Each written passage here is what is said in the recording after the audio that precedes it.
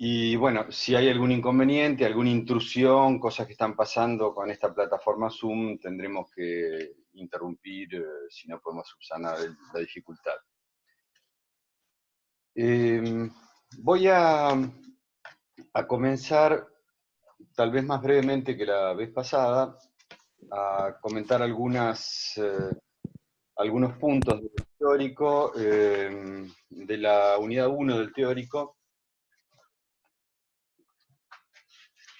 La vez pasada trabajamos sobre todo por algunas cuestiones sobre el método freudiano de la interpretación, el capítulo 2 de la interpretación de los sueños, y quedó en el tintero, algo que yo comenté rápidamente hacia el final, ese capítulo precioso, esa paginita preciosa, de Lacan, que está en los escritos unos y que se llama Revolución del método freudiano dentro del texto Más allá del principio de realidad. Yo no sé si ustedes han podido revisar un poco la bibliografía, si han podido ya encontrar, además de lecturas, dificultades, preguntas en lo que leyeron de la bibliografía, en lo que yo les dije, en lo que encontraron en la guía de lectura, esa precaria que pudimos hacer. De manera que me vendría muy bien que ustedes hagan algún tipo de retorno, preguntas, etcétera, levanten la mano, tomen la palabra.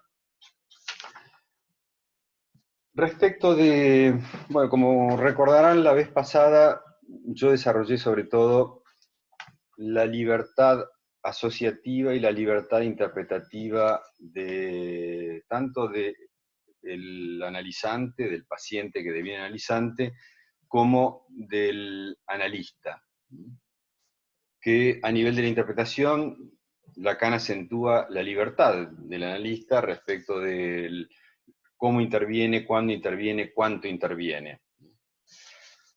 Hoy voy a empezar a hablar de las dificultades de la libertad interpretativa, pero no quisiera dejar de acentuar una vez más eso que hace a la especificidad de la posición ética freudiana, la posición ética freudiana consistente en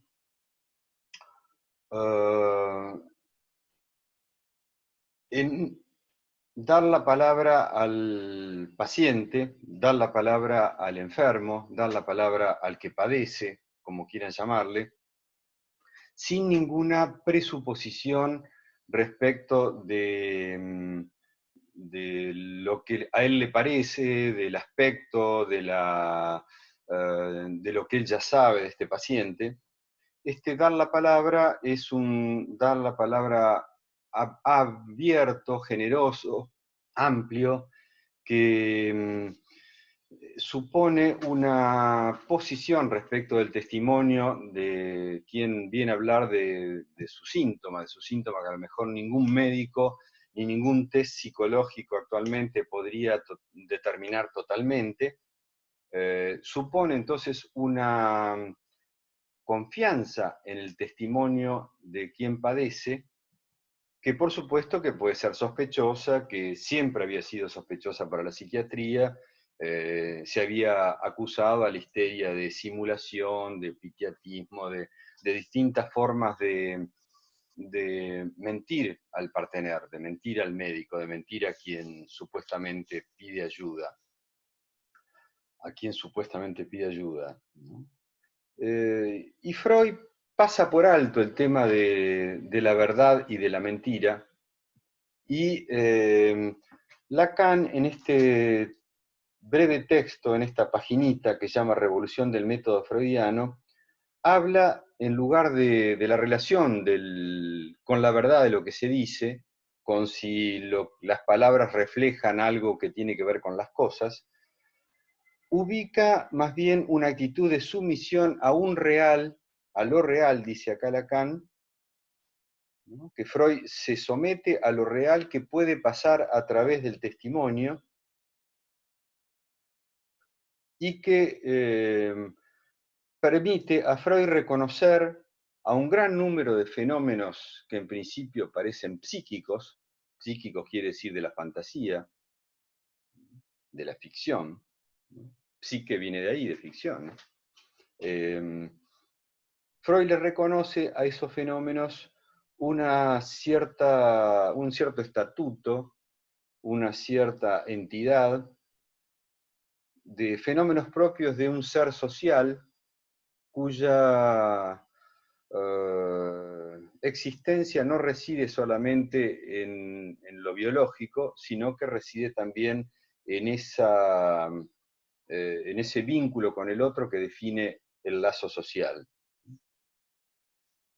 Siempre hay que recordar la primer teoría, el primer tratado del lazo social de la historia, que es la teoría de la polis, de la ciudad de Aristóteles, la política de Aristóteles, donde él dice que el hombre es un animal social, que lo específico del hombre es un animal social, y que en relación a lo social pasan fenómenos que entonces no necesariamente están muy anclados en lo biológico, y es allí entonces donde la función del testimonio se vuelve esencial, y no para definir si lo que dice es verdad o no es verdad, sino para ver que en lo que dice hay una función social de puesta en relación de lo que a él le pasa, de su patos, de lo que padece, con lo que el otro puede o no escuchar. Y ahí está la cuestión de la importancia de lo que el otro puede o no escuchar. Lo que el otro pueda o no escuchar, a lo mejor no es tan importante que lo comprenda, que lo entienda. Al revés, más bien Lacan, como algunos psiquiatras lo habían hecho antes, por ejemplo, de Clerambault, pone el acento sobre lo que no se entiende, sobre el elemento no comprensible de lo que se dice en ese testimonio. Perdón, hay gente que está tratando de entrar. Pero no se puede.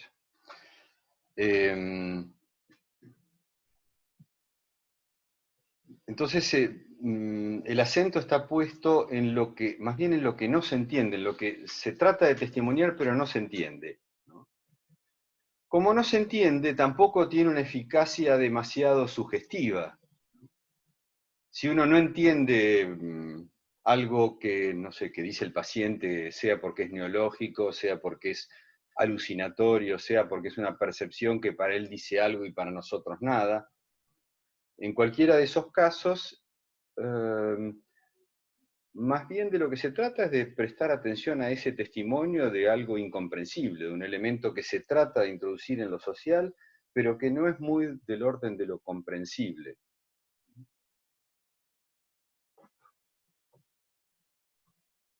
Eso supone darle un lugar a distintos elementos que usualmente no entran en el discurso común. Que uno diría, no, es una locura, está loco, no pasa nada, es imaginación tuya. Entonces, aquí viene la posición de Lacan, que de alguna manera comenta la de Freud en Consejos al Médico, donde dice, si se quiere reconocer una realidad propia de las reacciones psíquicas, no tanto lo psíquico en sí, si es verdad o mentira, no importa, sino la reacción psíquica a la toma de posición del paciente que deviene entonces analizante, si se quiere reconocer una realidad propia de las reacciones psíquicas, es necesario comenzar por no elegir entre las cosas que se cuentan, las que son importantes, las que no, las que son relevantes o las que no, las que uno ya conoce o las que no. Es necesario comenzar por no elegir. Y es esa regla de la neutralidad que propone precariamente Freud en Consejos al Médico, ¿no? Que hay que tratar de escuchar igualmente sin elegir. Es necesario comenzar por no elegir y para medir su eficiencia conviene, dice Lacan, es necesario incluso respetar su sucesión, ¿no? Uno no, A uno no le importa si es verdadero o falso, pero respeta la sucesión de lo que se dice. Que se diga, después podrá tener alguna consecuencia. Después podrá llevar a contradicción. Incluso si fuera mentira, ustedes saben, la mentira tiene patas cortas, después rápidamente cualquiera que ha mentido llega al momento en que no cumple con la promesa, en que dice otra cosa, en que se contradice. E incluso Lacan destaca la importancia de respetar tanto esa secuencia de lo dicho, que rompa incluso las cadenas del relato, como dice así, ¿no? El relato que dice que algo tiene que tener un cierto armado, una cierta explicación, un cierto despliegue, una cierta conclusión, ¿no? Algún momento de alguna peripecia más o menos interesante que lleve a la resolución, ¿no? Esos relatos que, por ejemplo, son bastante ordenados, en muchos casos compatibles con la neurosis obsesiva, ¿no? Que cuentan cómo fue la semana, cómo se desarrolló, qué cosas bien anduvieron, qué cosas no anduvieron mal, etc. Ese tipo de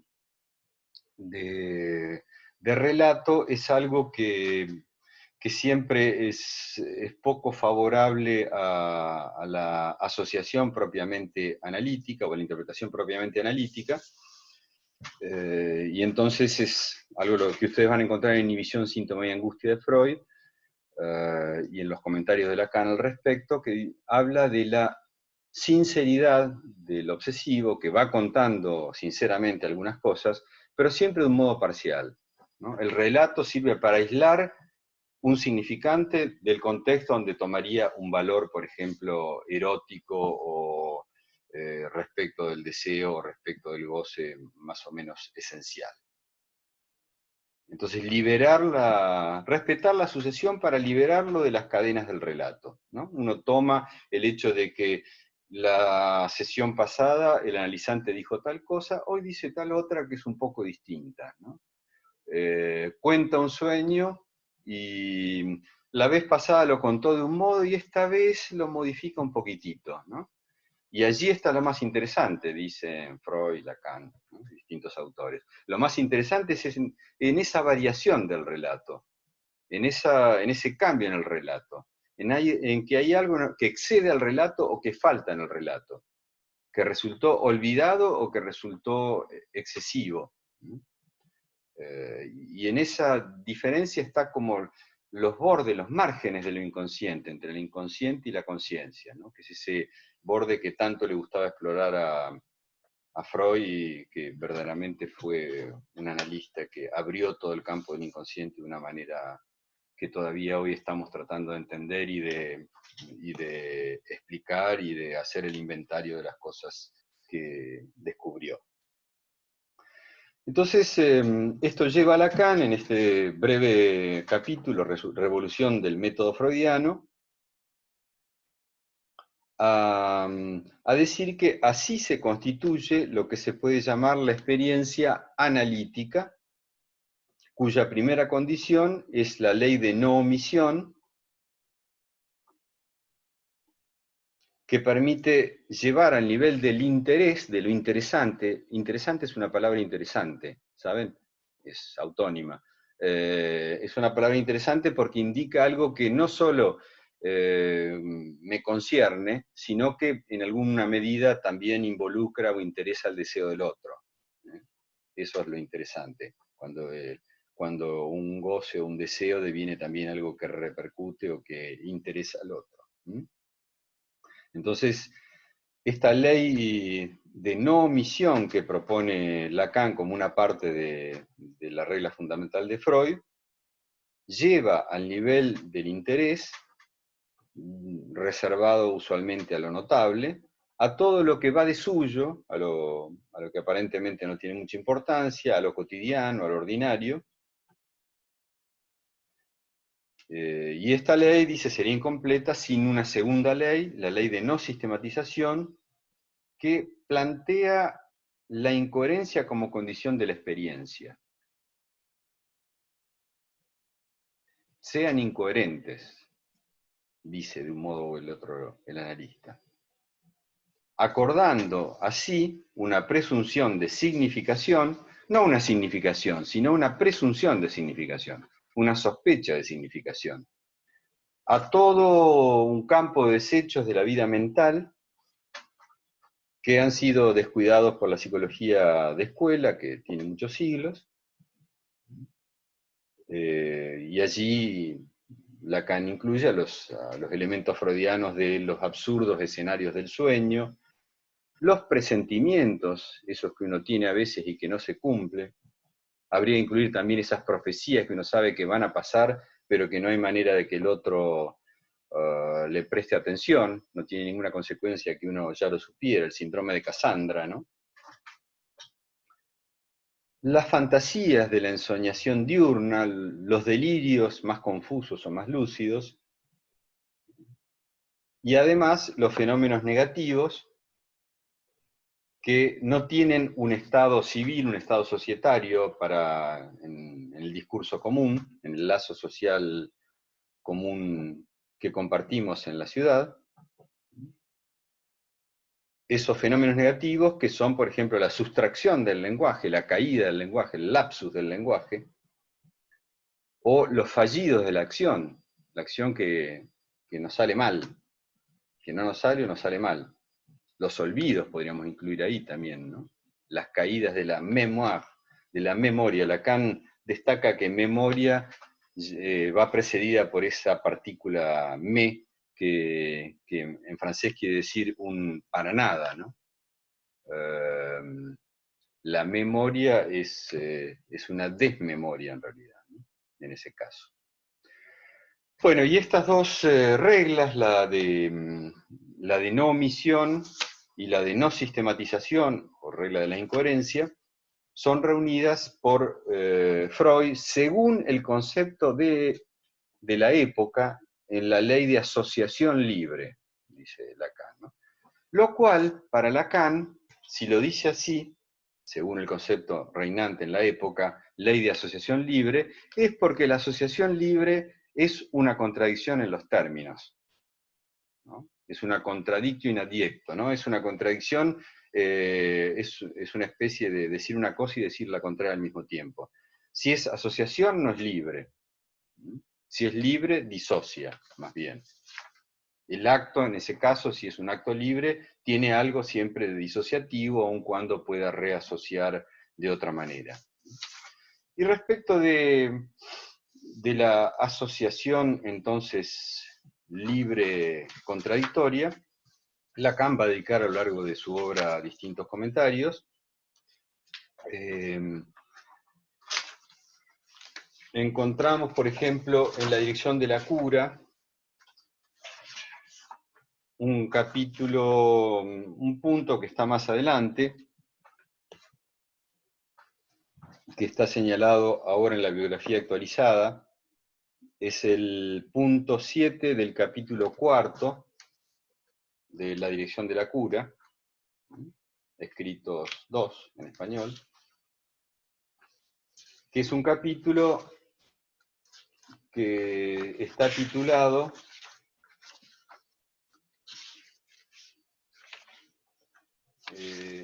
en español, ¿Cómo actuar con el propio ser?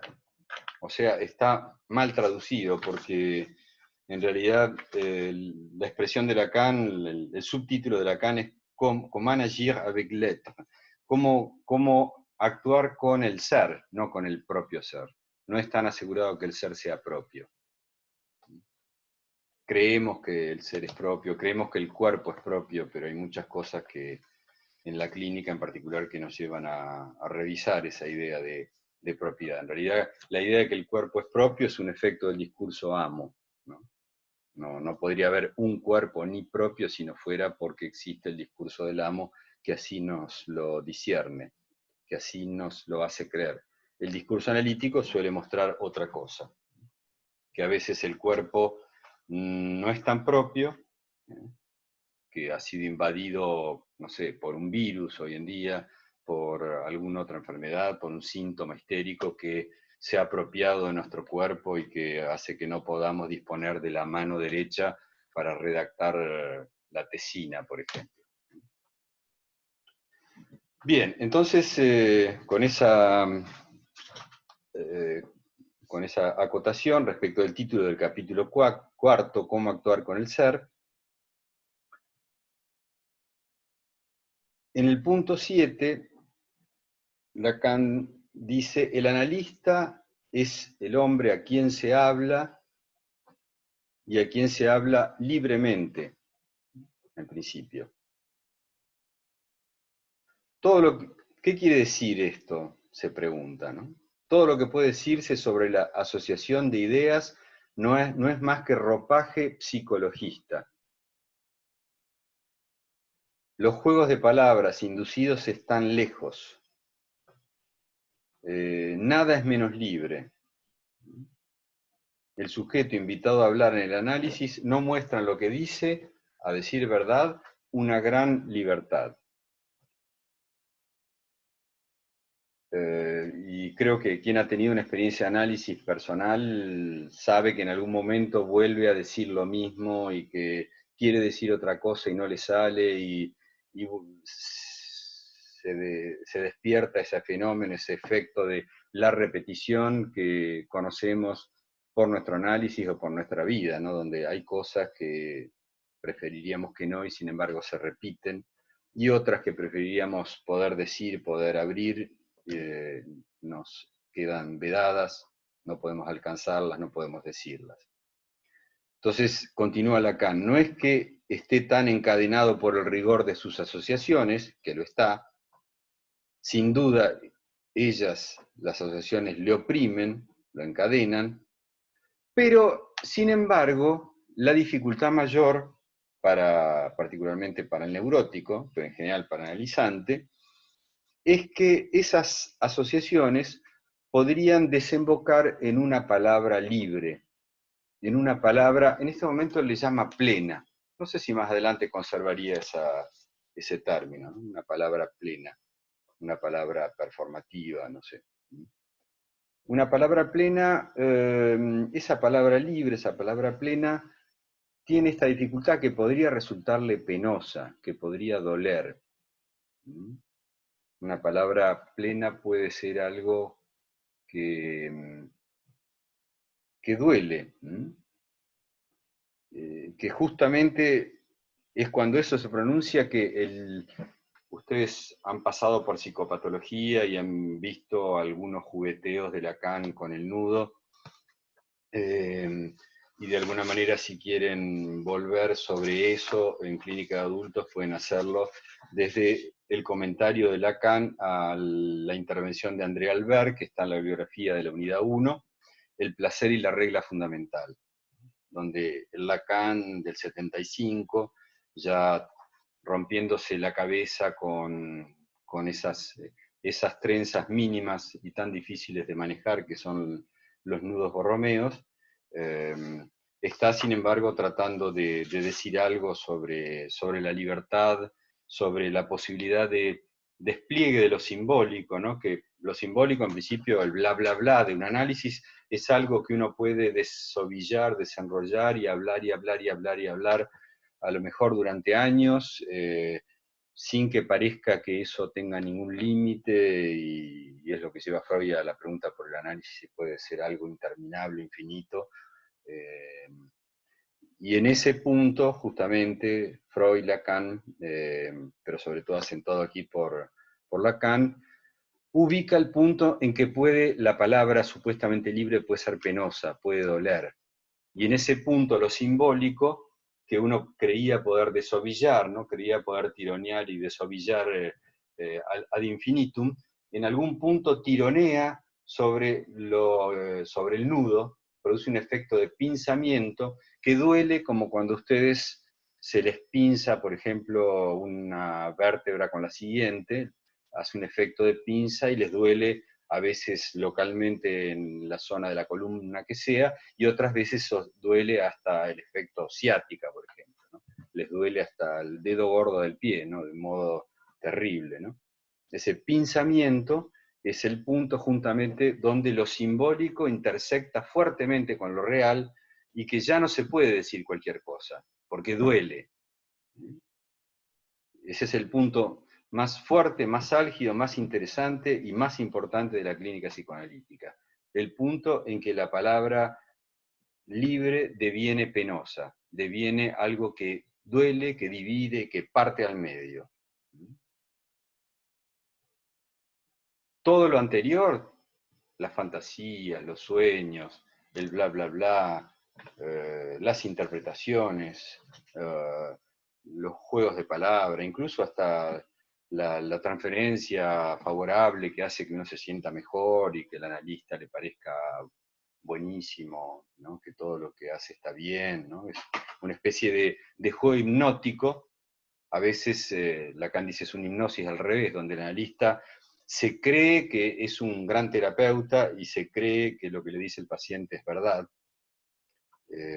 Y entonces, por el contrario, hay que valorizar con Freud y con Lacan el punto del agravamiento del síntoma, incluso de la reacción terapéutica negativa, porque es el punto en que alcanzamos la clínica en tanto un imposible de decir o un imposible de soportar. Ese es el punto clínico donde se llega de alguna manera a la cuestión del ser partido, del ser que no logra liberarse. Y el comentario de Lacan aquí sigue diciendo, entonces, no es que esté encadenado por el rigor de sus asociaciones, sin duda le oprimen, lo encorsetan a uno las asociaciones, el inconsciente lo retiene bastante, la estructura del inconsciente, uno no puede decir ya cualquier cosa, se repite, etc. Pero sobre todo, la dificultad del cumplimiento de la regla fundamental es que podría desembocar en una palabra libre, en una palabra que sería penosa. Y nada más temible que decir algo que podría ser, acá Lacan dice verdad, tal vez más adelante diría real, ¿no? Nada más temible que algo que pudiera ser verdad, porque podría llegar a serlo del todo. La verdad se puede decir solo a medias, dirá Lacan más adelante, pues ya lo decía antes, pero una verdad, si fuera total, si lo fuese, Dios sabe, dice Lacan apelando irónicamente al sujeto supuesto saber, Dios sabe lo que sucede cuando algo, por ser verdad, no puede ya volver a entrar en la duda. Deviene cierto, deviene irreversible. A lo mejor les pasó alguna vez de haber dicho algo que notaron que no tiene vuelta atrás. Algo que dijeron en el colegio, en la pareja, en un vínculo de amistad, donde fuere. Al padre. Hay muchos ejemplos que no podría recordar acá.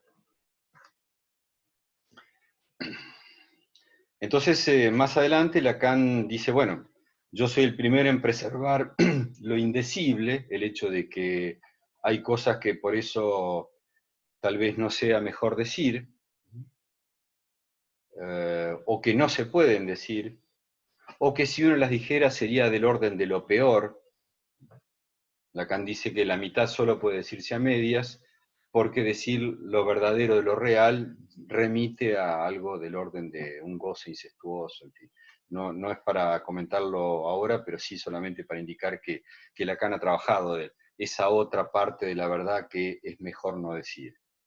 Aquí habla solamente de preservar lo indecible, para destacar sobre todo que la acción del analista, el acto del analista, el acto fundamental del analista, es la acción de escuchar. Que es una acción un poco paradójica, porque parece pura pasión, ¿no? ¿Qué quiere decir la acción de escuchar? La acción de escuchar es algo, por empezar, distinto a comprender. El escuchar, acá hay otro problema de traducción, ¿no? Porque dice la acción de escuchar es la escucha, acá está traducido como entendimiento, ¿no? Problemático. El escuchar no me obliga a comprender. El hecho de que de poder escuchar esa secuencia de intervención y esperar el momento donde un decir pueda alcanzarse que sea próximo a lo irreversible. Allí entonces escucho y me callo. Y el callar es una dimensión fundamental del discurso analítico. Eso no quiere decir que el analista tenga que ser siempre alguien silencioso, alguien que no dice nada, ¿no? Yo desconfío de los analistas que no dicen nada. Alguna vez me llegó a la consulta alguien que me dijo que había estado 3 años en análisis con un analista que nunca le había dicho nada. Yo le digo, bueno, nada, exagerás un poco, ¿qué quiere decir que no te dijo nada?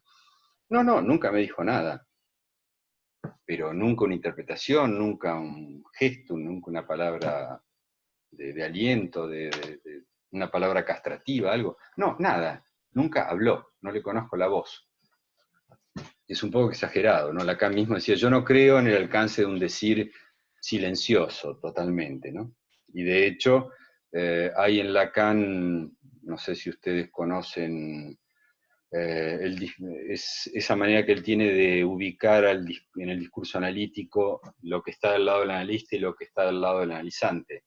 Lamentablemente no creo que lo tenga a mano ahora, pero del lado del analista él ubica al objeto A como causa, como agente del trabajo. A ver, voy a tratar de ubicarlo, si me dan un segundo.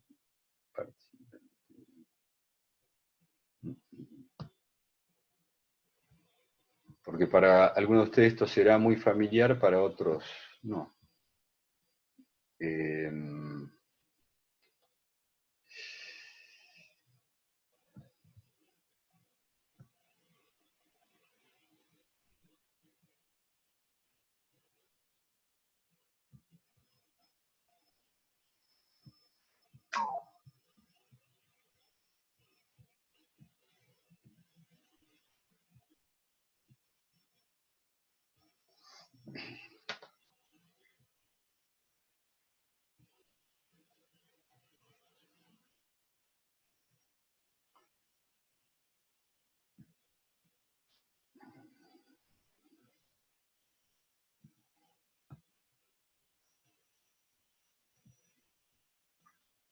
Ustedes pueden ver ahí, espero, alguien me puede... ¿Sí? Ustedes pueden ver en la pantalla la manera en que Lacan trabajó sobre los lazos sociales, ubicando en principio 4, el discurso del amo, el discurso común sería hoy en día, ¿no? Ya no existe el amo legalmente, porque no existe el esclavo, la esclavitud ha sido abolida, pero esto sigue funcionando para nosotros en el inconsciente, de manera que el significante nos conmina, nos divide en tantos sujetos para representarnos ante otro que es otro significante. En fin, no voy a entrar mucho en el detalle ahora, es ya un esquema un poco no intersubjetivo, ¿no? Pero vamos al que está abajo a la derecha, del discurso del analista, donde Lacan, en el lugar de la gente, en el lugar del semblante del discurso, ubica el objeto A, que no es un significante, que no es algo que suene en principio. Puede ser áfono, puede ser... Aquí Lacan ubica el silencio del analista. Y desde ese lugar de silencio hay un callar, un dar la palabra al sujeto dividido, al sujeto del síntoma. Yo les ruego que piensen que este sujeto dividido de Lacan puede no ser un mero matema metafísico, sino que puede ser algo bien corporal, puede ser la división subjetiva encarnada que muchas veces experimentamos en nuestro cuerpo. Y es eso que el discurso analítico pone en lugar del trabajo, en lugar del goce, de la producción de algo que serán los significantes, estos significantes ciertos que alguna vez habrá que largar, que habrá que decir o habrá que no decir, pero producir en cualquier caso. Ahora, si el lado derecho es el lado del analizante, de lo que él dice, de lo que él padece, de lo que él produce, el lado izquierdo es el del analista, que causa de alguna manera con su dar la palabra, con su silencio, pero eso no quiere decir que siempre esté callado, porque a veces hace jugar el significante equívoco, el S2, el significante que remite a otro significante, el significante que puede querer decir muchas cosas, varias cosas al mismo tiempo, lo pone en el lugar que no es el de la gente arriba a la derecha, o del semblante, sino que es el lugar de la verdad. Hacer jugar el saber en lugar de la verdad es para Lacan la fórmula de cómo el saber inconsciente puede de alguna manera operacionalizarse en el trabajo analizante. Y este saber en el lugar de la verdad no podría ser un saber demasiado explícito, demasiado explicativo, sino que Lacan lo señala siempre como un decir que solo, por estar en la verdad, en el lugar de la verdad, solo puede decirse a medias. Puede decirse a la manera de una cita, por ejemplo, algo que, un enunciado que uno extrae del contexto de enunciación del propio analizante, ¿no? Que el analista repite entonces algo que dijo antes el analizante, sin darle un significado, pero esperando de allí algún efecto de escuchate, ¿no? Escuchar lo que dijiste, o que se te ocurre en relación a esto que se repite. O bien puede tomar la forma, en lugar de un enunciado sacado del contexto de enunciación, de una enunciación a la que falta el enunciado principal, como en el caso del enigma, ¿no? En el caso de un enigma, uno tiene una cierta secuencia de significantes, pero le falta, a la pregunta que formula el enigma, le falta el significante principal, ¿no? Entonces, la interpretación puede tomar una forma de cita o de enigma, o una forma alusiva, de decir algo así como al pasar, como lateralmente, tratando de no decirlo, pero aludir a algo. Y son las distintas maneras entonces en que el analista tiene de preservar la parte de silencio del discurso y al mismo tiempo decir algo que no pretende ser explicativo, ni docente, ni decirlo todo. Bien, hasta aquí entonces el comentario de este punto séptimo.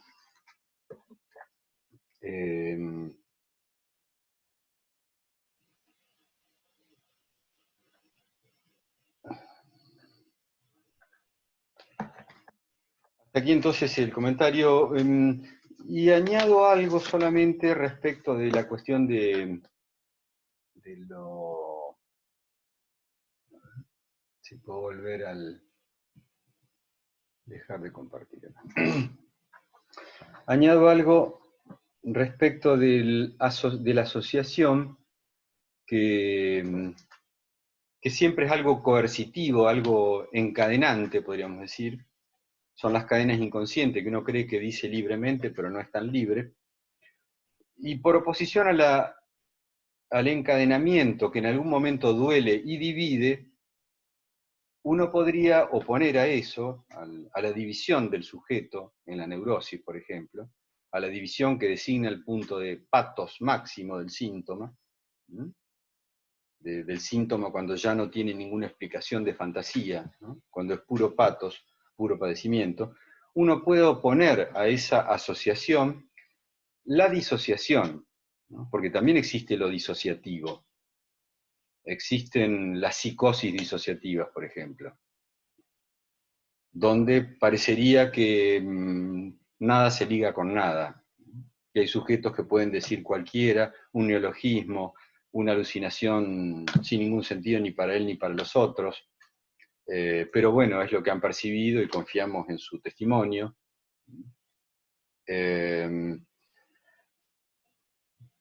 Pero ¿qué pasa? Un comentario que hace Lacan bastante más adelante en su seminario O Peor, donde justamente habla de la mitad de la verdad que conviene no decir, en ese lugar él dice que el inconsciente de alguna manera enmarca, condiciona nuestra realidad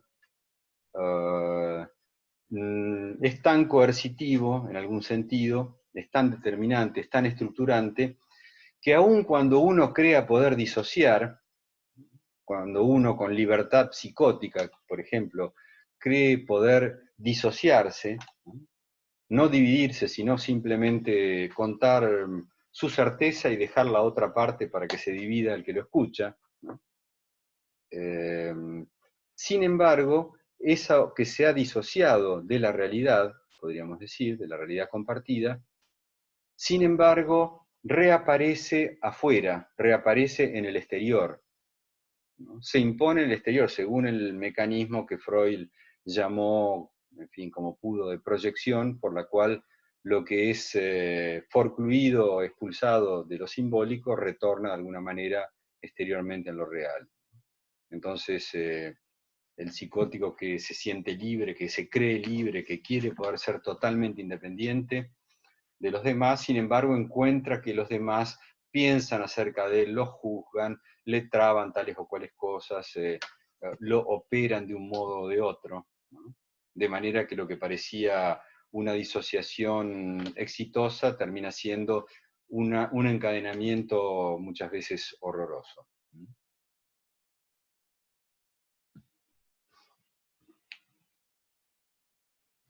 A ver, acá encuentro que hay una cantidad de chats que no sé si los puedo recuperar. En todo caso, si alguien ahora quiere decir algo, levantar la mano, alzar la voz, sería un buen momento antes de continuar con mi desarrollo. Hola, Gabriel. Sí, Sí, es básica la pregunta, pero ¿por qué el encuentro con la palabra plena, verdadera o de lo real tendría que ser penoso? No me queda clara esa parte. O doloroso. sí. Sí, es una pregunta que se hace Freud en uno de los primeros capítulos de Inhibición, Síntoma y Angustia, ¿no? ¿Por qué hay alguna gente que puede pasar de la angustia, podríamos decir, previa a la acción, directamente a la acción, sin dividirse, sin disociarse, sin... um, ¿qué hace esa actitud, esa capacidad que tiene lo que yo llamo usualmente hombre de acción, que tiene hombre de acción que puede pasar puede atravesar la angustia, ¿no? Esa angustia que designa para nosotros la puerta del acto o la puerta del decir, que pueden hacerlo, en fin, sabiendo que eligen, que es peligroso, que puede ser riesgoso, que puede ser aventurado, pero se juegan por eso, ¿no? Y eso les trae a lo mejor problemas, sí, pero por otro lado los libera de la división subjetiva, ¿no? El problema con lo que nosotros ubicamos como neurosis y también como psicosis y también como perversión, ¿no? Para ubicar, porque son distintas ubicaciones del punto de la división subjetiva, el problema de la neurosis y la perversión de la psicosis es que existe la dificultad eh, para que la palabra no sea penosa, sino que sea resuelta, ¿no? Y en cierto sentido, si un análisis es todo un recorrido por el cual alguien no se anima a decir o le da vergüenza o le pasan todas las cosas que le pasan habitualmente en cualquiera de estos tipos clínicos, ¿no? Por lo cual no se puede ir directamente, a lo mejor el psicótico puede ser muy libre de realizar ciertos pasajes al acto, pero tiene dificultad para integrar esos pasajes al acto socialmente, para volverlos interesantes, ¿no? Entonces, si un análisis sirve para algo, un análisis que es algo que tiene su costado costoso, no solo a nivel de tiempo, de algún dinero, sino también costoso a nivel de esta dificultad para ejercicio de la palabra libre, ¿no? Eh, si hay algo que para lo que un análisis debería servir es justamente para ponernos un poco más cerca de la posibilidad de decir, ¿no? De que el decir ya no nos sea tan penoso, tan sintomático y que nos atrevamos, ¿no? Nos animemos a eso, ¿no? Al acto propio del ser hablante, después de todo, que es el decir. Esto es algo que me parece que es una verdad evidente, ¿no? Y sin embargo olvidada, que el acto propio del ser hablante es ese, decir. Y que incluso todos los demás actos tienen lugar de un decir. Que no hay acto que no, para hacerlo, para representar el umbral que supone el acto para un hablante, para un ser hablante, necesariamente hay que pasar por el decir. Incluso un portazo, uno no quiere decir algo, entonces da un portazo, pero ese portazo dice. Una trompada también dice, y se la toma como un acto propio de un ser hablante y responsable, e incluso puede alguien ser llevado a la justicia por ese acto violento, porque dice, ¿no? Porque es alguien que está integrado en una legalidad donde se sabe que hay ciertas cosas que son ilegales, que no se pueden. No sé si respondo, si alguien quiere decir algo ahora. De Rocío. Acá encontré chat de grupo. Se sube la grabación, sí, vamos a subir la grabación. Se está grabando, creo.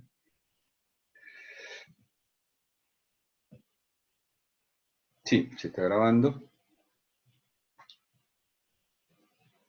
Solo puede modificar la capacidad máximo 100. Hola. Sí, por ahora Hola, tenemos máximo, sí. yo tengo una pregunta. No me ¿Micaela? terminó de quedar. Sí, Micaela. Micaela. Sí. Sí. En más allá del principio de placer, cuando Lacan habla de respetar la sucesión de asociaciones, no me terminó de quedar claro eso. ¿Se refiere a respetarla para ver en el momento en el que cambia algo de esa sucesión, que es cuando está diciendo algo del inconsciente? ¿Va por ese lado? Por ejemplo, para detectar una contradicción, ¿no? Porque, por ejemplo, el contradecirse, uno puede decir, bueno, yo hoy digo una cosa, mañana digo otra, ¿no? A la pareja uno le dice un día una cosa, otro día dice la contraria, en fin, porque pensando que le conviene manipularla de esta manera o de tal otra.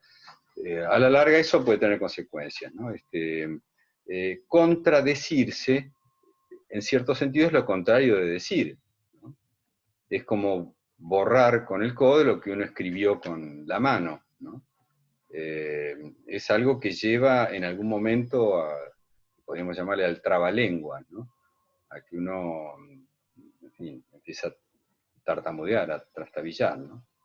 Y hay que ser, no sé, un hombre de acción como, voy a poner un ejemplo problemático, pero bueno, un hombre de acción como Menem, nuestro expresidente, que cuando decía cualquier barbaridad decía, bueno, pero fue un error.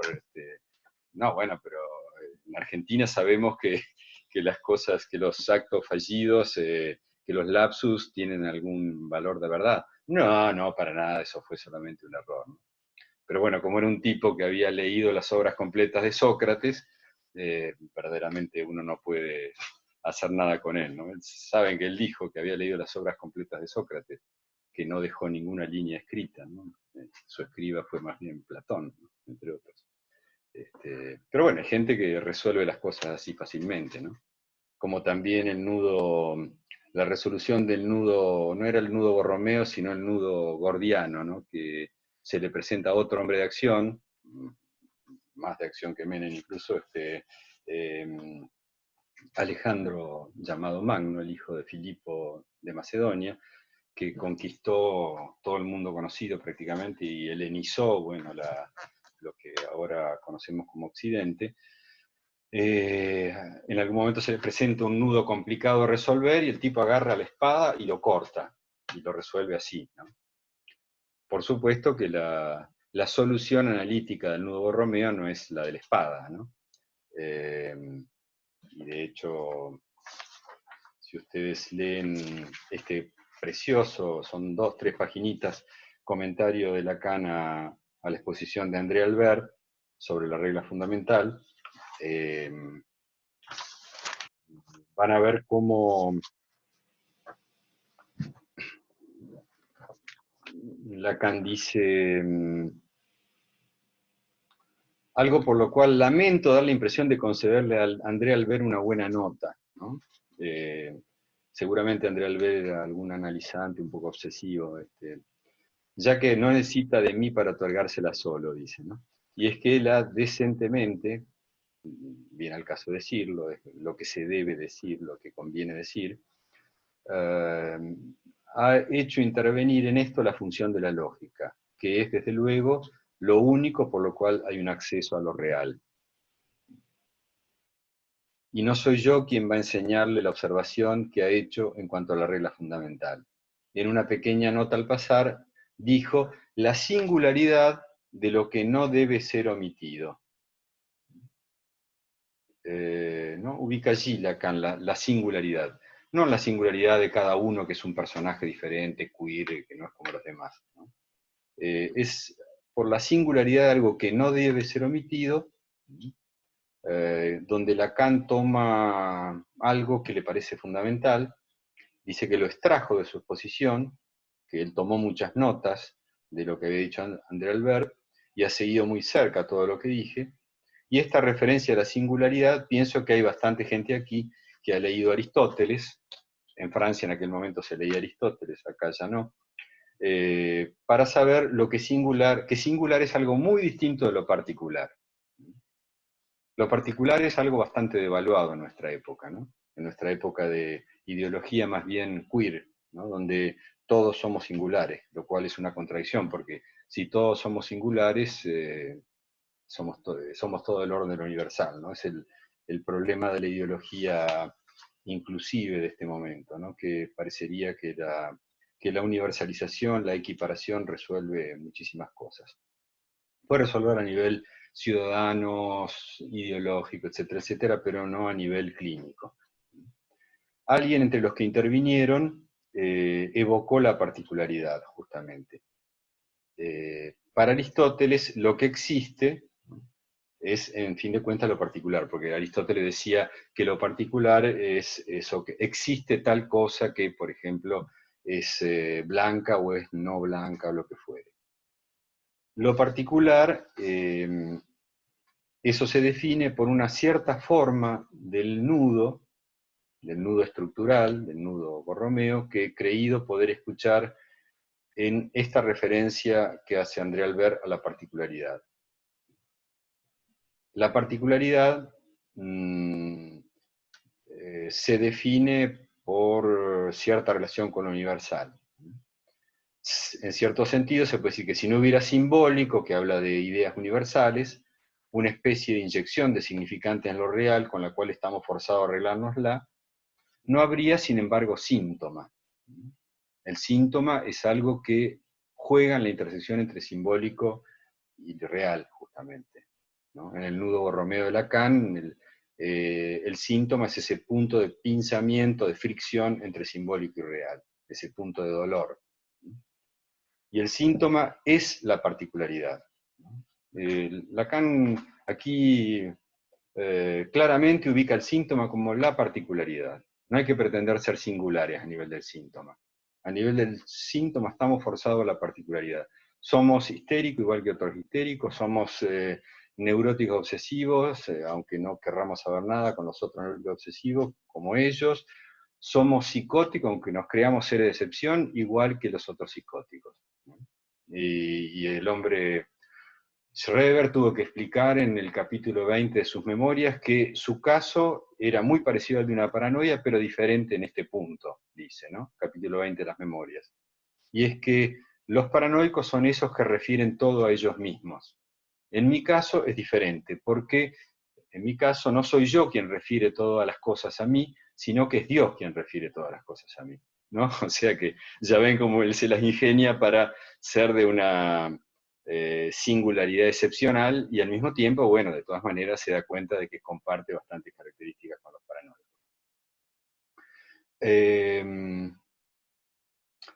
El síntoma es la particularidad, es lo que nos hace a cada uno un signo diferente de la relación que tenemos en tanto seres hablantes con lo real. Lo universal allí es siempre algo que se sustrae en el horizonte, a lo cual nosotros no hacemos referencia más que por numeración. En fin, paso esto. Ahora bien, la discordancia está en lo siguiente, es que nosotros no podemos darlo como regla, pero es indispensable saberlo cuando admitimos a alguien con el cual nos comprometemos, ya que de todos modos es el síntoma lo que está en el corazón de esta regla fundamental. A lo que se apunta en el enunciado de la regla fundamental es a la cosa de la que el sujeto está menos dispuesto a hablar. Ese uno abajo a la derecha del discurso analítico que el sujeto preferiría no decirlo. Es la cosa de la que el sujeto está menos dispuesto a hablar, es decir, de sus síntomas, de su particularidad. Y es en esto que es notable lo que André Albert ha indicado. Vale la pena, dice, errar a través de toda una serie de particulares para que algo singular no sea omitido. Vale la pena gozar de esa posición única que se define de un modo que llamé el encuentro, ¿no? El encuentro que para Lacan es la dimensión del hallazgo, pero también es la dimensión del punto de hallazgo del otro, ¿no? Del encuentro para con el otro, de separación y de encuentro deseante con el otro, para con el otro. El encuentro que en principio no es jamás uno verdadero, que no se hace sino en la medida de, bueno, puedes ir hacia donde quieras, puedes decir lo que se te ocurra, ve hacia donde quieras, pero ese encuentro no es jamás uno verdadero, sino en la medida del tironeo del nudo, del pinzamiento del nudo, que para cada uno está perfectamente especificado, ¿no? De un modo entre lo particular y lo que para cada uno, ese particular además tiene determinaciones inconscientes, perdonen la tautología. Si algo se encuentra que define a lo singular, ¿no? Que no es el singular que somos desde el comienzo, no todos somos singulares, ¿no? Si algo que se encuentra que define a lo singular es lo que yo he llamado por su nombre, un destino, ¿no? La figura del destino que Lacan acá la toma, como suele hacer él, por la historia de la palabra destino. Destino quiere decir no algo que nos toca simplemente por buena suerte o mala suerte, sino es un punto de elección, ¿no? Es el punto donde yo estoy, ¿no? Viene de sto stare, de estar, ¿no? De ubicarse, es aquí donde yo me ubico, aquí donde me planto, aquí es donde me sitúo. Y es eso lo singular, es eso lo que habría para decir. Vale la pena haberlo obtenido. Por suerte, justamente, se obtiene por suerte muchas veces, no por el rigor de las asociaciones. Por una interpretación que a lo mejor no se la dio el analista, sino una amiga o la bruja. No importa dónde vienen las interpretaciones. No hay que ofenderse si las interpretaciones de la bruja o de la que tira las cartas o la que hace cualquiera de esas otras formas de adivinación son mejores que la lista. Generalmente son mejores, además, ¿no? Son más descolocadas, más sorprendentes, ¿no? Entonces, no hay que ofenderse por eso, ¿no? El analista no tiene que ser tan bueno a nivel interpretativo como a nivel de producir esa buena suerte, esa dicha, esa buena suerte del encuentro, ¿no? Porque ahora voy a comentar un poco la palabra dicha que traduce mal el francés heureux, de encontrarse en el buen momento, en la buena hora, en el bonheur. Es bien claro, dice Lacan, que cuando proponemos la regla fundamental hacemos referencia específicamente a la particularidad, al síntoma.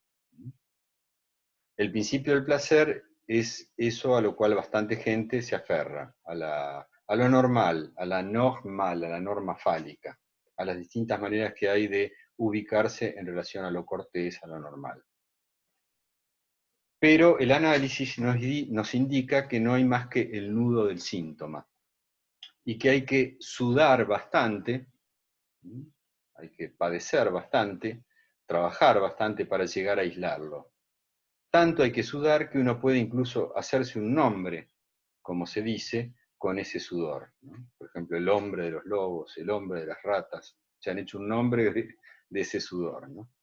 Es lo que conduce a algunos al colmo, a lo mejor que se puede hacer, que es una obra de arte. Joyce, Picasso, que no lo hicieron por vía analítica, no necesitaron de un análisis para lograrlo, ¿no? No es nuestra intención, no se trata para nosotros en absoluto de llevar a alguien a hacerse un nombre, ni a hacer una obra de arte.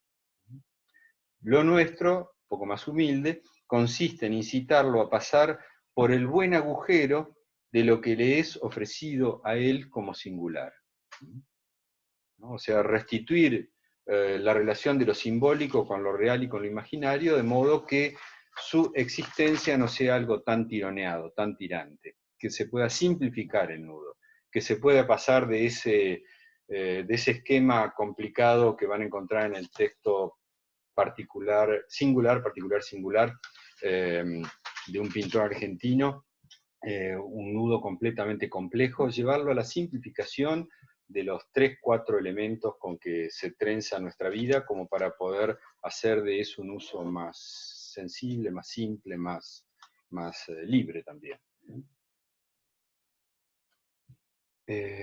¿Alguien quiere, a ver, quería preguntar si cuando nos acercamos a la palabra plena se puede generar la reacción terapéutica negativa, el agravamiento del síntoma? Sí, absolutamente. Creo que traté de comentar en ese sentido. Estuve hablando, aquí pregunta, estuve hablando primero de Más allá del principio de realidad, del texto del capítulo Revolución del método freudiano, y luego del comentario, no del texto de André Albert, sino del comentario que hace Lacan a la intervención de André Albert. Pablo Ricaño levantó la mano. Pedro, perdón, Pedro. ¿Está por ahí, Pedro? Sí, sí, ¿qué tal, Gabriel? ¿Cómo va? Vale. Yo la duda que tenía era, dijimos que la asociación no era libre, que estaba oprimida, estaba encadenada, y que a partir de ahí se llegaba a una palabra plena, que yo la entendí como una palabra que sí era libre, que no estaba asociada. No entiendo cómo es que desde asociaciones se llega a esa palabra, a esa... A ese momento de liberación, ¿no? Sí. Muchas veces se ven las historias de análisis, en los testimonios de Pase, en los historiales freudianos, cómo alguien puede estar tan encadenado. Conocen el ejemplo del hombre de las ratas, por ejemplo, ¿no? ¿Alguna vez han pasado por ahí en alguna de las materias de la facu, supongo, ¿no? ¿Todos han pasado por ahí? ¿Alguien no? En Psicópato lo ves. En Psicópato, ¿no?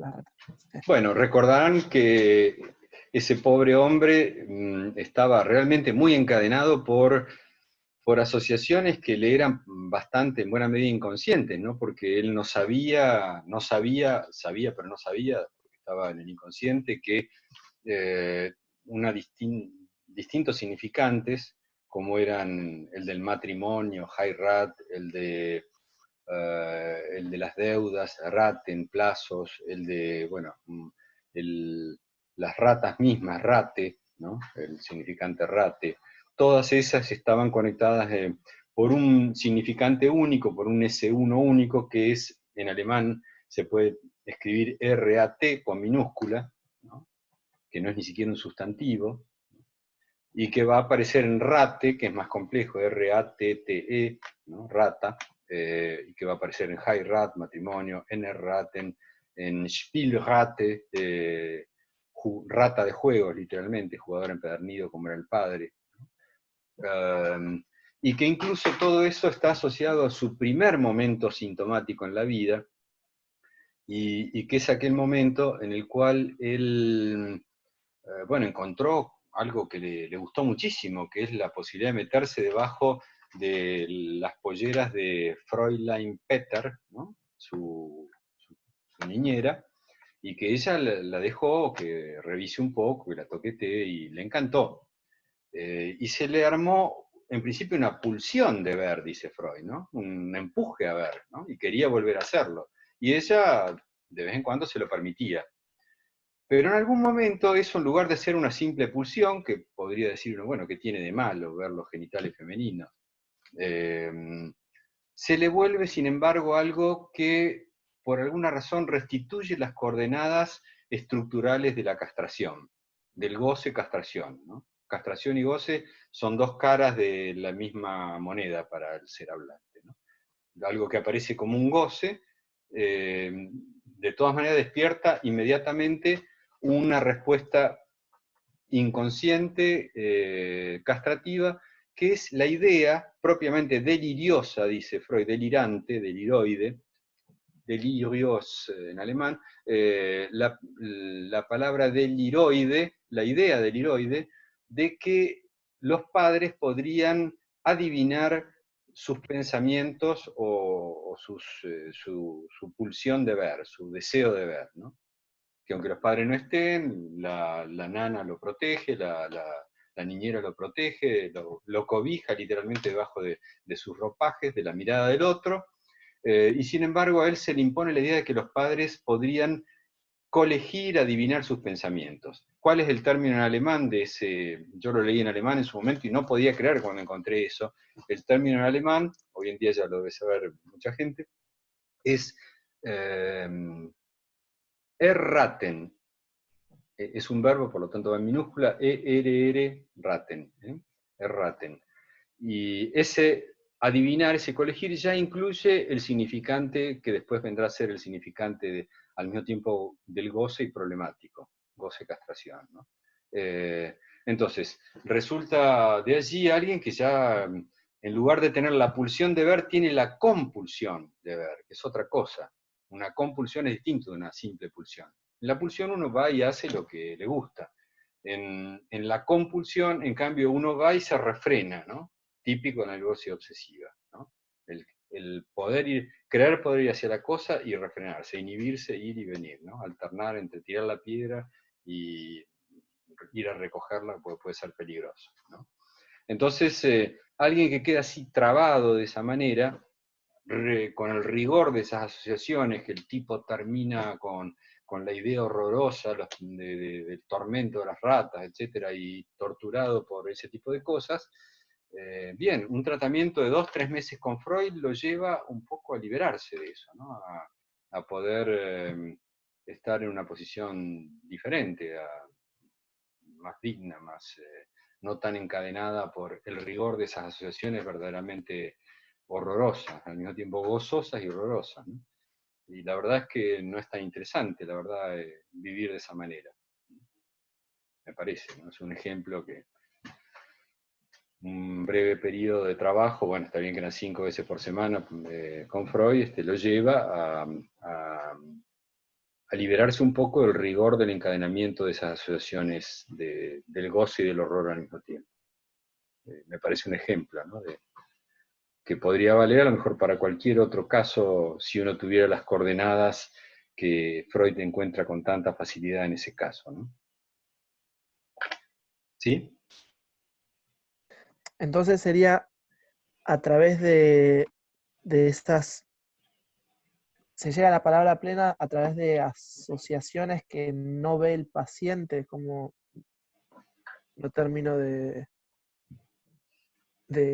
entender. Pasa que la palabra plena es un término que usa Lacan para diferenciarlo de la palabra vacía en los primeros seminarios, y que después él más bien abandona, o dice en realidad la palabra plena, dice hacia el final de su enseñanza, dice, la palabra plena, lo que yo llamaba palabra plena, era la palabra plena de sentido. Pero no puede ser algo del orden de un espejismo, ¿no? La palabra más bien que yo creo que tiene que ver con lo penoso o con lo realizativo, ¿no? Con lo que puede ser penoso o liberador, depende. Es una palabra que no habría que llamarla a lo mejor llena de sentido, ¿no? Sino una palabra que llega al borde del acto y uno ahí se juega o no se juega, ¿no? Lo dice o no lo dice, lo hace o no lo hace, se arriesga o no se arriesga, elige o no elige, ¿no? Entonces, más que palabra plena, convendría hablar aquí de palabra decisiva, decisoria, ¿no? De palabra zanjante, ¿no? Acá comenta Sofía Fernández, la palabra plena aparece cuando surge, por ejemplo, alguna formación del inconsciente, algo que no viene desde el discurso mentiroso del yo, sino que irrumpe en el discurso como un real. El discurso del yo sería la palabra vacía, en el sentido del bla, bla, bla. ¿Es así? Exactamente, Sofía, lo diría de la misma manera. Octavio Anselmín, entiendo que lo contradictorio vendría a ser para el ser hablante justamente donde el yo toma la palabra, ¿no? Digo pensando que en el inconsciente no hay contradicción. Qué difícil. El yo toma la palabra. El problema es que el yo es algo muy equívoco, ¿no? En francés por lo menos hay la distinción entre el yo como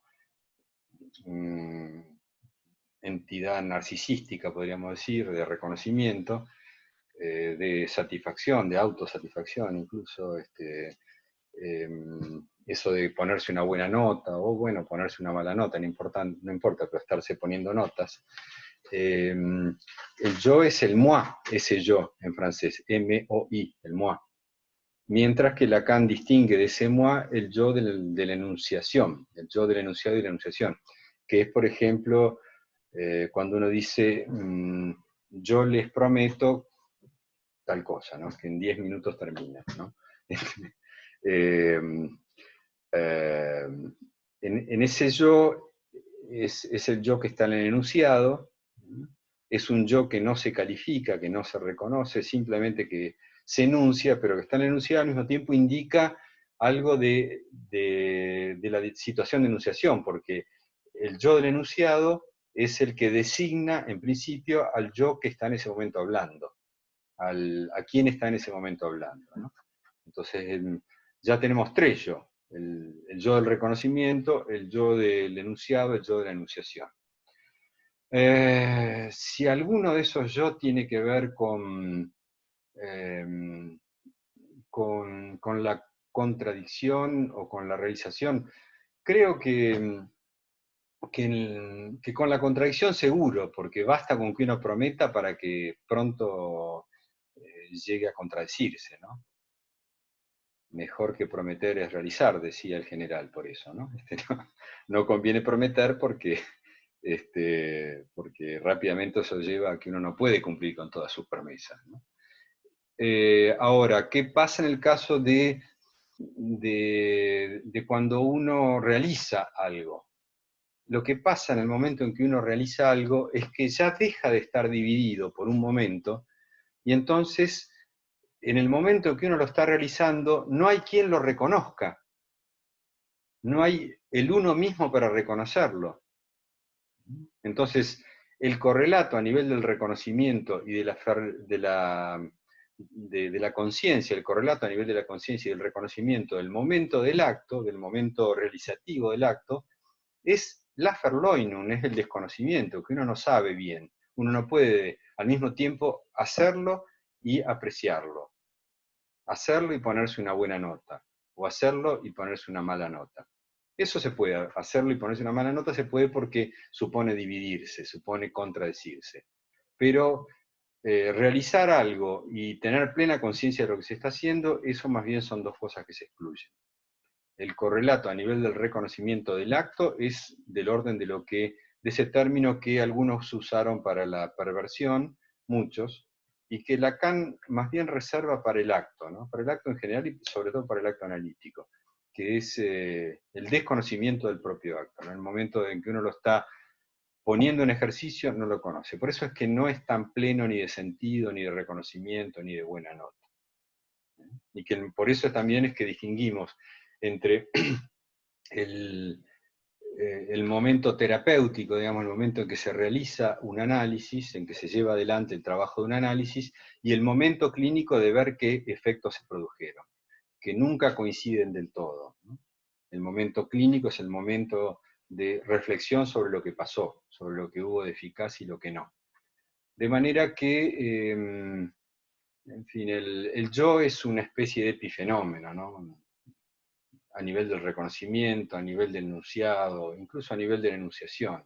De hecho, Lacan terminará distinguiendo el decir de la enunciación, siguiendo lingüística posterior a Lacan, que son las orientaciones actuales de análisis de discurso, donde se distingue muy bien el decir del aparato formal de la enunciación. Pero bueno, dejemos eso por ahora.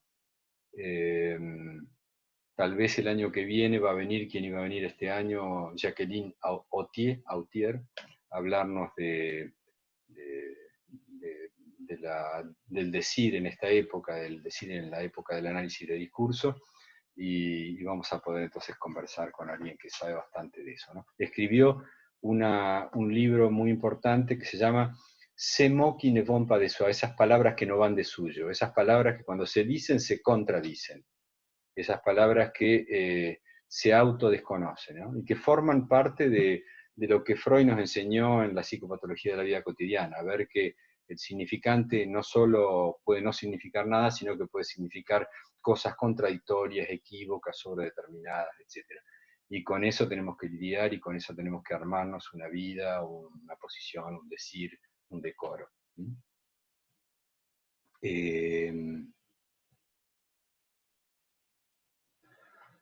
A ver, tomo muchísimas intervenciones.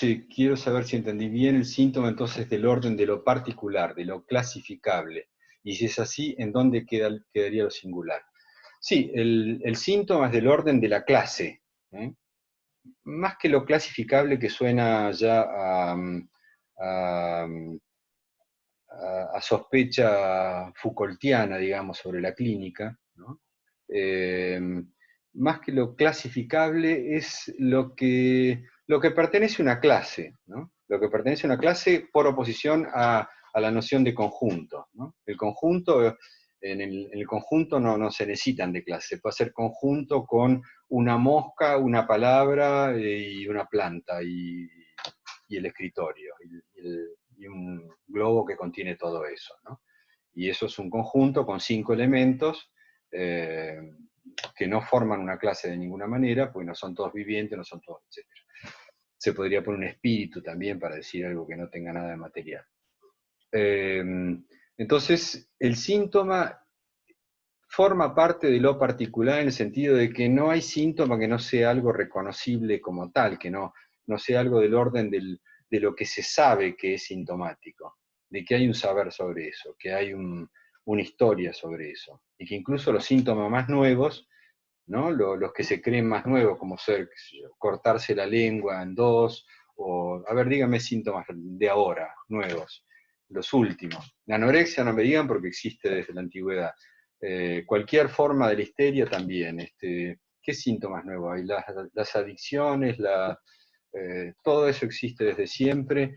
Las distintas formas de disociación, esquizofrénica, etcétera, existen desde siempre. ¿Qué síntomas nuevos? Hay adicción a Internet, adicción a la pornografía. Bueno, es cierto ahí. A ver. Sí, se me ocurre, por ejemplo, ataques de pánico, podría ser algo. No, el ataque de pánico ya ha sido perfectamente descrito por Freud en los textos de los años 1894-96, cuando habla de las neurosis actuales, y la descripción que hace Freud está prácticamente calcada en el DSM-5, en Panic Attack, prácticamente calcada, son los mismos síntomas, solo que no dicen que son equivalentes son formas de la angustia que equivalen a una expresión sexual, es lo que el DSM borra, ¿no? El DSM borra que eso pueda tener algo que ver con el erotismo, con la sexualidad, con la dimensión freudiana de la clínica, o con la comprensión freudiana de la clínica. Pero eso no es para nada nuevo. El hecho de que actualmente, van a ver cuando lleguen al texto 3 formas de la angustia, van a ver que la angustia se puede entender de distintas maneras. Hay gente que puede decir eso no sirve para nada, entonces calmémoslas rápidamente, clonazepam o lo que fuere. Si es angustia psicótica, no sé, levomepromacina o olanzapina o haloperidol, más clásico. Hay otros que pueden decir, no, la angustia en realidad es algo que indica una cierta aproximación a la acción, al acto, que indica un punto de certeza, que es un afecto que tiene un valor ético. Lacan entre ellos, pero antes Kierkegaard o Heidegger o el propio Freud, ¿no? Entonces la angustia ahí es valorada de otra manera. Por supuesto que la angustia puede ser muy mal utilizada como la neurosis, de manera que no tiene ningún valor ético simplemente porque se la usa para autocastigarse, autoflagelarse y no como indicador. Entonces hay distintas maneras de posicionarse respecto a la angustia. Pero el ataque de pánico existe desde siempre. Está descrito desde la antigüedad y está muy bien descrito por Freud en sus textos sobre las neurosis actuales.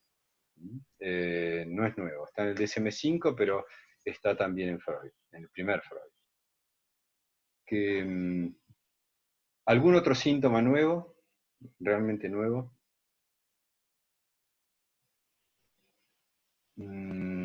Por supuesto que hay formas nuevas que va tomando, no sé, la adicción a lo que fuere de Internet, ¿no?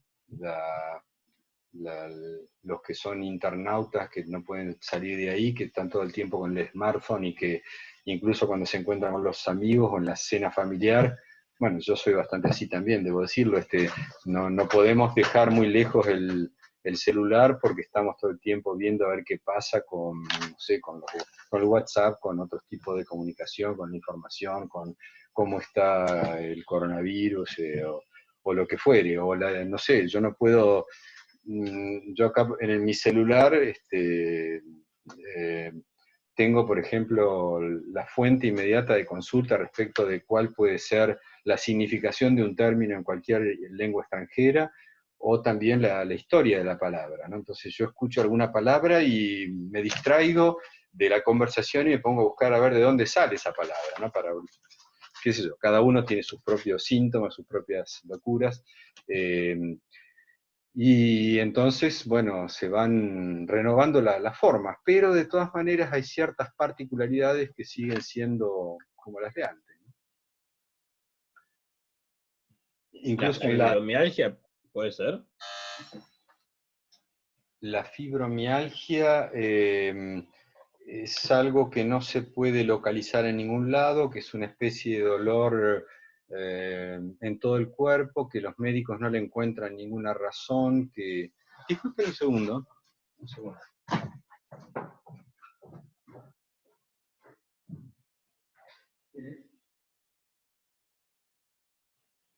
¿Hace un momento?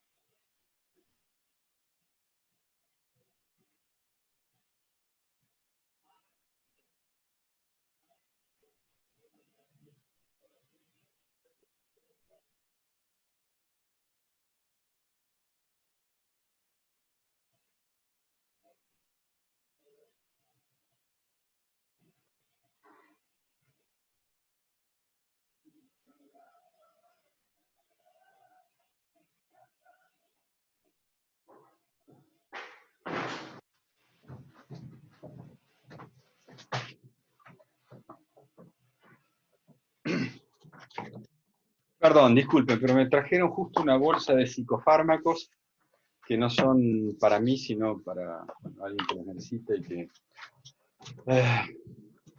justo.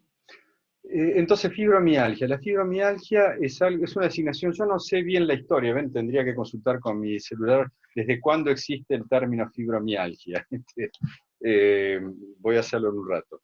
La fibromialgia es un diagnóstico que se usa mucho últimamente, hay mucha gente que consulta por fibromialgia, muchos analizantes incluso que padecen fibromialgia, pero es dolor de algo que los médicos en general no encuentran ningún correlato clínico desde el punto de vista médico.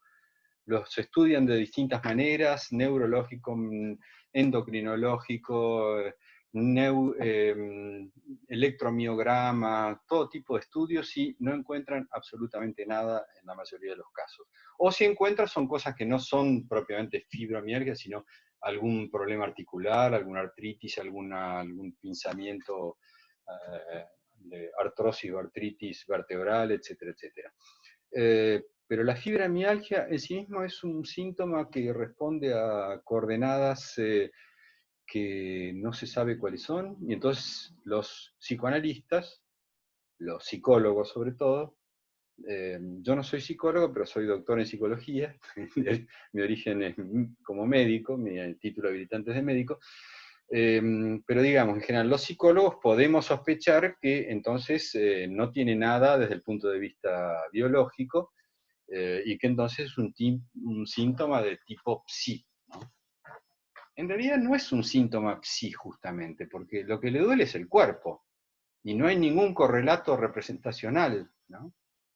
Y sin embargo, la explicación no es biológica, fisiológica, neurofisiopatológica, ¿no? Es más bien algo que habrá que buscar si se puede aliviar por el lado del significante, de la descompresión de algo del significante. Entonces, cuando alguien consulta, porque después de ir al neurólogo, al médico, al sacerdote, al curandero, al acupunturista chino, al homeópata, etc., llega finalmente desahuciado al psicoanalista, el psicoanalista, bueno, le propone que hable, que cuente de cuándo empezó, qué cosas le pasaron, si al principio nada, no espere que eso se cure en 3 sesiones, pero después de un par de años se olvida, ¿no? Se olvida de la fibromialgia y empieza a hablar de otras cosas, y empieza a hablar de la fatiga crónica, de la depresión, de la historia infantil, de cómo, en fin, lo clásico, ¿no?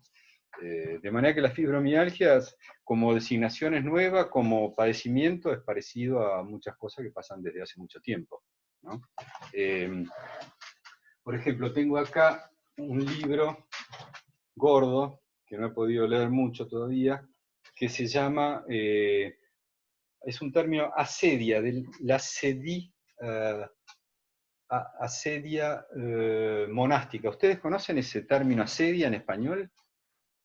Porque en Francia se usa muchísimo, pero acá no, ¿no? Es como el desgano, el no ponerle onda a nada, no ponerle pilas a nada. Y la asedia era un pecado en la época de Santo Tomás. Era como una especie de depresión pecaminosa, ¿no? Y Lacan llega a retomar eso en su texto de televisión, diciendo que la tristeza puede ser un pecado, puede ser entendida como una posición mala en la existencia, ¿no? Y puede llegar a ser mortal incluso, cuando alcanza la manía, en fin. Y este texto dice, de la asedia monástica, se los muestro, de la asedia monástica a la ansiodepresión, a la depresión ansiosa, insoportable, ¿no? Y es la historia filosófica de la transformación de un vicio, así era considerado en el medioevo, de un vicio en patología, ¿no? Y hoy en día hay muchas cosas que se despatologizan, ¿no? Todo el mundo aspira a ser normal, hoy en día, ¿no? Es raro, Lacan dice que es raro, ¿no? Que hoy en día la gente aspire a ser normal, como si eso fuera algo interesante, ¿no? Pero bueno, al mismo tiempo están los anormales, no desde el punto de vista en que habla Foucault, sino desde el punto de vista en que habla la Organización Mundial de la Salud, cuando dice que hay un porcentaje altísimo, tal vez un 20% de la población laboral, que es lo que le interesa, la población laboral, que ha pasado por cuadros, o que pasa por cuadros depresivos. O sea, por algo que desde el punto de vista del trabajo se parece a la huelga, ¿no? Y eso sí le preocupa a la Organización Mundial de la Salud, porque la depresión es la principal causa de ausencia laboral, de déficit laboral, de que la gente no trabaje, ¿no? Entonces eso hay que tratarlo. Eso sí es una patología, ¿eh? Pero como verán existe desde el medioevo y antes también, ¿no? alguna vez escribí un textito que se llama bueno, no me acuerdo cómo se llama, algo de los tristes, ¿no? Que tiene 3 paginitas y que está en internet, donde hago un poquito la historia de la tristeza, ¿no? Y resulta que la tristeza la encuentran ya en los textos de los griegos, desde mucho antes de Cristo, y pasa por distintos personajes que fueron melancólicos, incluyendo algunos muy célebres y muy productivos como Michelangelo, ¿no? Que hablaba en sus poemas, habla de la mía malinconía, ¿no? de mi lo decía de otra manera, mi melancolía, mi bilis negra, ¿no? Mi humor negro, ¿no? Mi humor negro en el mal sentido. Bueno, quiero saber si entendí bien. Estamos ya como para terminar. ¿En qué momento, como analista, uno se daría cuenta que el analizado se está acercando a la palabra plena? Pregunta Franco y contesta Sofía en los lapsus, fallidos, sueños, chistes. Me parece que eso se aproxima a una palabra más no sé si plena, pero que en todo caso trae algo nuevo, trae sorpresa, trae actividad ligada al inconsciente, ¿no? Brian dice, quiero saber si entendí bien el síntoma entonces del orden de lo particular clasificable, y qué queda entonces para lo singular. Y lo singular, Lacan dice justamente eso, pasar por el buen agujero, a ver, va a buscar distintas maneras de formularlo, ¿no? Es encontrarse, admitirse, aceptarse, promoverse, darse un estado civil, parirse a sí mismo, son distintas formulaciones de Lacan. Ajustarse al inconsciente, dejarse incautar por lo inconsciente, aceptar lo estructurado para poder hacer algo con eso, ¿no? Son muy distintas formulaciones que va encontrando Lacan para decir dónde quedaría lo singular, ¿no? Y alguien dice luego, creería que lo singular viene dado por aquello que el sujeto dice sobre ese síntoma, en el punto que lo enlaza con su historia. Va por ahí, pero me parece que no queda solamente en el enlace en la historia, sino también en de qué manera uno se posiciona en relación a eso. Lo singular, dice Paloma, creo que quedaría del orden del destino, es decir, de lo que el analizado hace con ese síntoma particular. Exactamente así lo plantea Lacan en el comentario de André Albert. No entiendo por qué no tendría valor la teoría queer desde el psicoanálisis que nombrabas hablabas, desde la singularidad, si no me equivoco. No digo que no tenga valor. La teoría queer vino maravillosamente bien, y hay que aplaudir a Judith Butler y a Ed Kosofsky, etcétera, que hayan podido destacar la posibilidad que puede tener el estado civil de alguien que, cómo se presenta en lo civil alguien que tiene disforias o dificultades para asumirse, sea como varón, sea como mujer, sea como lo que fuere, ¿no? Entonces, uno no tiene por qué admitir las clasificaciones que le son propuestas y puede querer, por el contrario, hacer admitir al otro la singularidad de uno. Desde un punto de vista ideológico es impecable. El problema es que después los queers a lo mejor se asocian entre ellos y entonces ya se particularizan y se quieren mezclar con las feministas o los feministas, y entonces allí se generan fricciones y roces, y Judith Butler puede en algún momento estar en Argentina y sentirse incómoda porque ha habido una pequeña invasión de algunos particulares que están de alguna manera cuestionando su propia ideología queer, que de todas maneras ella nunca no va tan afuera del surco, nunca es tan delirante como para decir que habría que abandonar entonces las clasificaciones que hacen a la clínica, ¿no?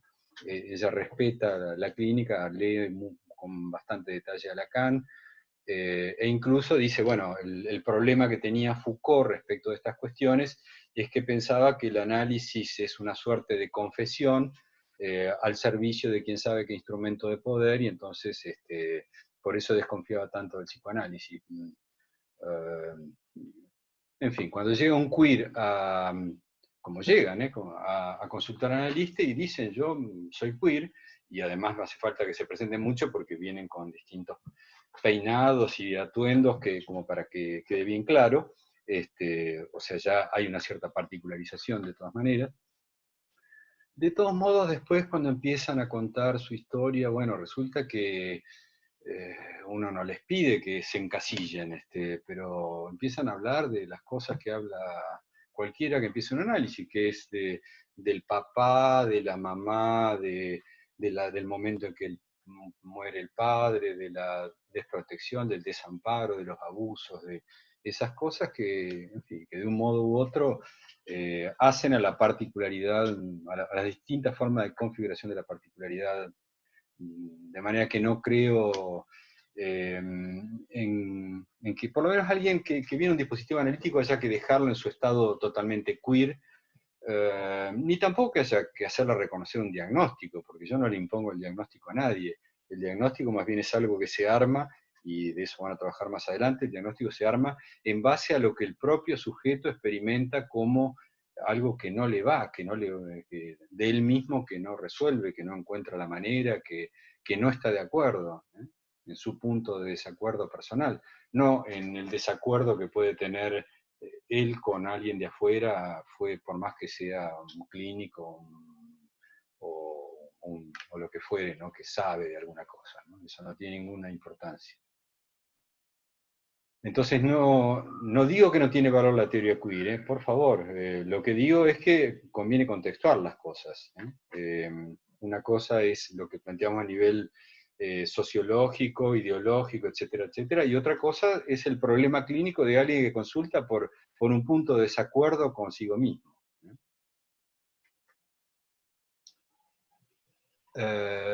Bueno, es bibliografía optativa, lo de queer, pero bueno. Adicción a las cirugías. Eso es nuevo. Sí, es cierto, ¿no? No sé si hay tantos casos en la historia como Michael Jackson, por ejemplo, ¿no? Que haya pasado por más de 50 intervenciones quirúrgicas para particularizarse de otra manera, cuando la verdad que no tenía tanta necesidad de particularización desde un punto de vista externo, ¿no? Un genio absoluto de la música, ¿no? Al mismo tiempo, bueno, tenía su costado negro, como es bien sabido. Eso es más novedoso. Las cirugías, aunque habría que hacer un poco de historia de eso, ¿no? Yo la verdad es que no... Es un punto interesante para un estudio de tesis, ¿no? De la historia de cómo es esto de la adicción a las cirugías, que en principio, claro, antes de que existieran los antibióticos y de que existieran las anestesias, no era tan fácil la cirugía, ¿no? También la adicción a los tatuajes, que es algo tan común, pero bueno, eso en principio, ¿por qué llamarlo síntoma? Porque en general la gente que lo hace está orgullosa de lo que hace, le encanta. Antes era algo que le hacían, en fin, a los esclavos o con razones rituales. La vigorexia. Bueno, creo que la vigorexia hoy ha tomado otras formas, pero existe. Si ustedes leen la Ilíada, se van a encontrar con enorme cantidad de... O si leen, por ejemplo, El cuidado de sí, de Foucault, ¿no? La tercera parte de la historia que viene después de la arqueología del saber en Foucault, ¿no? El cuidado de sí, van a ver que estas cosas no son para nada nuevas, que existen ya desde la época de los griegos, de la época de los romanos, con toda seguridad, ¿no? La cirugía es más difícil justamente por eso, porque bueno, los antibióticos y las anestesias precisas como hoy en día, que no matan, no existían antes, ¿no? Adicción a las redes. Claro, adicción a las redes es nuevo porque las redes sociales son posteriores a la máquina de Turing, o sea, son posteriores a 1936 y son posteriores incluso a la segunda máquina de Turing, y llegan a tener éxito a partir de Zuckerberg. fundamentalmente, ¿no? Han leído si vieron la película Red Social, Social Network, de Finker, van a ver cómo el tipo pesca ahí algo de lo que ocurre en lo social, pero lo ve desde afuera, ¿no? Lo ve desde una perspectiva exterior, y entonces piensa, esto puede automatizarse, puede llevarse a las máquinas y puede pasar lo que está pasando hoy en día con todo, que es la extrema automatización de todo, y entonces reemplazar incluso los lazos sociales por redes sociales, ¿no? Eso es novedoso, ¿no? De hecho, el lunes, que el próximo voy a dar una conferencia que va a ser abierta por Zoom, que va a ser sobre el impacto de las tecnologías del lenguaje sobre nuestra vida, ¿no? Que hace que, por un lado, tenga efectos benéficos, como por ejemplo que ahora podamos estar conversando a pesar del aislamiento forzado, pero por otro lado también está el efecto de ruptura de los lazos o de dislocación de los lazos que producen las redes y sobre todo la adicción a las redes, ¿no? Objetivación de los sujetos por parte de los individuos cibernéticos, exactamente. Daniel pregunta, ¿podés desarrollar por qué pensás que del psicoanálisis no tiene valor la teoría queer para pensar la singularidad? Tomando lo que dijiste hace un rato, bueno, es lo que acabo de comentar, en todo caso daría como para hablar con mucho más detalle y basándonos a lo mejor en algún debate, en algún texto.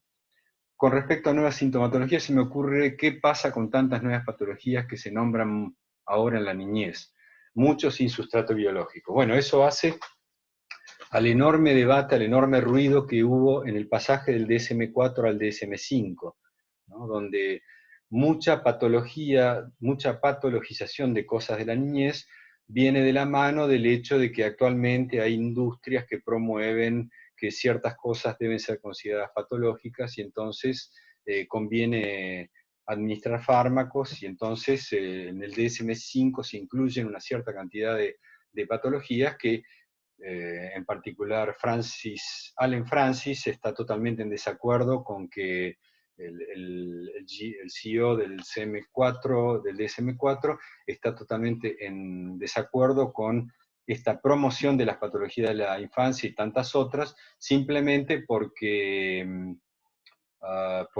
les conviene a los laboratorios, les conviene a ciertas industrias, ¿no? El texto es la huelga de los tristes, sí, exactamente, gracias Laura.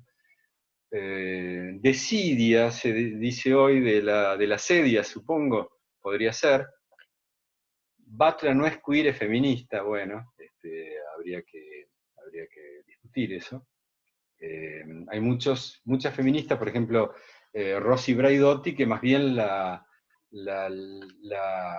debaten con ella y lo ubican como alguien que admite, en fin, lo queer, pero da como para debates mucho más finos. Estoy estudiando y escribiendo en este momento sobre eso, en otro momento, si quieren, podemos dedicarle más espacio. Foucault no es queer, murió antes de que se acuñara el término. Yo dije que Foucault era queer, no dije eso. Quizás adicción es algo ya viejo y solo cambia el objeto adictivo. Todas tienen como un aislamiento, compulsión, obsesión, gobiernan la vida del individuo. De acuerdo. Los que se injertan prótesis o piercing por debajo de la piel, cambiando por completo su apariencia, podría ser considerado síntoma. No, desde el punto de vista de la clínica analítica, no consideramos síntoma sino lo que el sujeto reconoce como tal. Es un principio básico de la clínica psicoanalítica. No es síntoma, sino lo que... Si alguien es feliz añadiéndose nudos no borromeos por todos lados, en fin, no tenemos nada que objetar. Algo de una versión intensa de la inhibición. Sí, creo que sí. Hay casos de fobias extremas. No sé si antes no existían o hoy en día nos enteramos de que eso existe, ¿no? Casos realmente impresionantes, incluso bastante fomentados por el aislamiento social que promueven las redes, ¿no? En relación al final de la guía de la unidad, y vamos terminando, Pienso que los ideales muchas veces pueden ser como una especie de encubrimiento imaginario del síntoma, no tanto por el ideal en sí, sino por las formas extremistas de asumirlo. Da para pensar en el lugar del psicoanálisis en Argentina. Sí, hay. En fin, hay todo un debate de quienes están en contra del psicoanálisis, supuestamente porque el psicoanálisis desconoce ciertos ideales o desconoce ciertos derechos.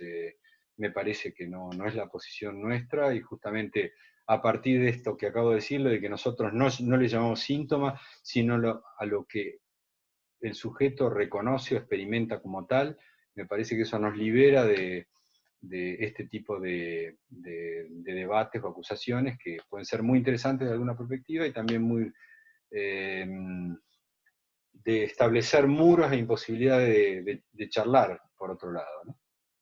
Personalmente me interesa intercambiar con gente de otros discursos, lo hago todo el tiempo que puedo, de manera que... Bueno, muchas gracias por la atención, por las preguntas, por las intervenciones. No sé bien cómo vamos a seguir, porque, bueno, en principio estamos explorando las distintas funcionalidades del campus virtual, de las plataformas que podemos usar, como esta Zoom, y vamos a tratar de aportarle todo lo que esté de nuestro lado para colaborar en la cursada de ustedes, que para ustedes puede ser un tiempo productivo y no un tiempo vacío, de manera que alguien dice estaría bueno que los prácticos sean por Zoom. Vamos a instalar eso también, sí. Hemos visto la necesidad de que los prácticos empiecen a tener un correlato así, no digo que todas las semanas, pero por lo menos, no sé, cada 2 semanas, un ida y venida, comentario de casos, de textos por Zoom, así que vamos a hacerlo. Y aquí dijeron que van a hacerse cada 15 días, eso decidimos esta semana. Y bueno, y el jueves que viene a las 11 van a estar con el profesor adjunto Marcelo Mazuca, y yo voy a volver, en algunas veces voy a estar junto con los profesores que den las unidades 2 y 3, por ejemplo, para hablar del síntoma, el síntoma y la mercancía, la lectura que hace Lacan de que el que inventó el síntoma es Karl Marx, nada menos, hablando de ideologías. Voy a estar yo para comentar ese texto junto con Florencia Farías más adelante, y voy a volver seguro en la 4ª unidad para hablar con ustedes de el decir en análisis, donde está incluido el tema además de la pasión del significante al decir como acto, el trauma y la certeza de la angustia, distinción entre fantasía y decir, en neurosis y en perversión, y donde voy a hablar específicamente de estos puntos que a algunos de ustedes seguramente les van a interesar particularmente, que es el cuerpo sexuado, y del tema de cómo se plantea, cómo se nos plantea en lo cotidiano de la clínica psicoanalítica las discrepancias, divergencias, afinidades, debates entre sexo y género. Eso está en la unidad 4ª, punto 4.4, el cuerpo sexuado, donde voy a tomar referencias de Butler, los 71 géneros de Facebook, el debate entre Butler y Braidotti, algunas consideraciones de Kopchak, en fin, y bastantes otras cosas. Así que nos veremos un poquito más adelante, y bueno, cualquier consulta que quieran hacer, lo pueden enviar al mail de la cátedra, de alguna manera me va a llegar y les voy a hacer llegar una respuesta, sea por mail o o en nuestro próximo encuentro. ¿Ok? Bueno, buena semana. Adiós.